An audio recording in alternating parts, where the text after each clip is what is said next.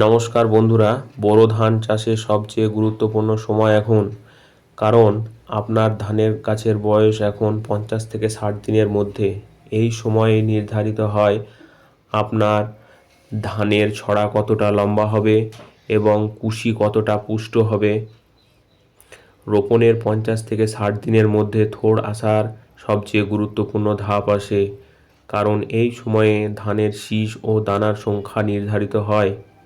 আজকের ভিডিওতে আমি আপনাদের এমন একটি শক্তিশালী পাওয়ার ডোজ জানাবো যা প্রয়োগ করলে আপনার ফলন 20 থেকে 30% পর্যন্ত বেড়ে যাবে।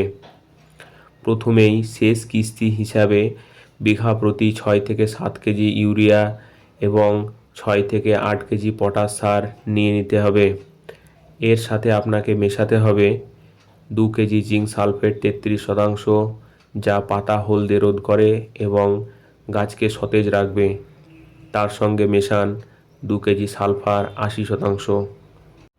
এটি গাছের প্রোটিন তৈরি করে, ফলে ধান ও চালের মান উন্নত হয় এবং প্রাকৃতিক ছত্রাকনাশক হিসাবে কাজ করে। মাটির গুণগত মান বাড়াতে এবং শিকড়কে গভীরে থেকে খাবার সংগ্রহ করতে এর সঙ্গে মেশাতে হবে হিউমিক ও ফ্যালভিক অ্যাসিড এবং প্রাকৃতিক টনিক বা ভিটামিন হিসাবে সিউইড, যেটি সাগরিকা নামে পাওয়া যায়, দিতে পারেন। সার ছড়ানোর পাশাপাশি এই সময়ে পাতা স্প্রে করাও খুব জরুরি।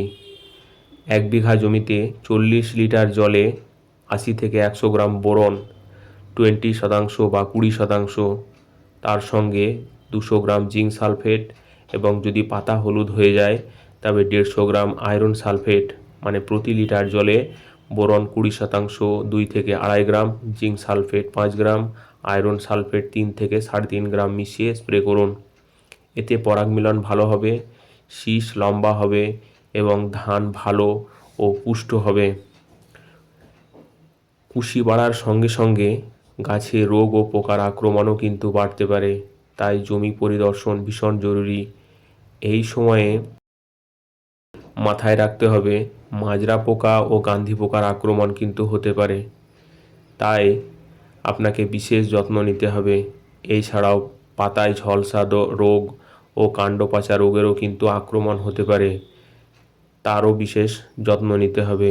আপনারা চাইলে আমাদের চ্যানেলে গিয়ে মাজরা পোকা ও ধানের ঝলসা রোগের সম্পূর্ণ নিয়ন্ত্রণ পদ্ধতিটি দেখতে পারেন। কমেন্ট বক্স ও ডেসক্রিপশানে লিঙ্ক দেওয়া আছে। সবশেষে জল ব্যবস্থাপনার দিকে বিশেষ নজর দিতে হবে। ফুল ফোটার সময় জমিতে যেন সব সময় 2 থেকে 3 ইঞ্চি জল দাঁড়িয়ে থাকে। জমিতে কখনো জল শুকাতে দেওয়া যাবে না, কারণ এই সময় যদি জল কমে যায় তাহলে ঠিকমতো দানা পুষ্ট হবে না এবং ধান চিটে হওয়ার সম্ভাবনা বেড়ে যাবে। শেষে একটি বিশেষ টিপস, পরবর্তীতে ধানের ফুল ফোটা থেকে দানা হওয়া পর্যন্ত, অর্থাৎ 70 থেকে 80 দিনের মধ্যে আর কোনো ইউরিয়া সার দেওয়া যাবে না। এই সময় দানা পুষ্ট হওয়ার জন্য পাতায় স্প্রে হিসাবে 5 গ্রাম সালফেট অফ পটাশ প্রতি লিটার জলে মিশিয়ে স্প্রে করতে হবে। এছাড়াও ইউরিয়া বেশি দিলে রোগ ও পোকার আক্রমণ বেশি দেখা যাবে এবং গাছ পরবর্তীতে হেলে পড়তে পারে। ধানের বয়স যদি আপনার 70 থেকে 80 দিন হয়, তার যে বিজ্ঞানসম্মত ভিত্তিক কী করণীয়, এই বিষয়ে যদি কোনো ভিডিও চান তাহলে কমেন্টে জানান। এই নিয়মগুলো মেনে চললে আপনার কষ্টের ফসলে আসবে রেকর্ড পরিমাণ ফলন। চাষ সংক্রান্ত এমন আরও দরকারি টিপস পেতে লাইক, শেয়ার ও সাবস্ক্রাইব করে পাশে থাকতে ভুলবেন না। ধন্যবাদ সবাইকে।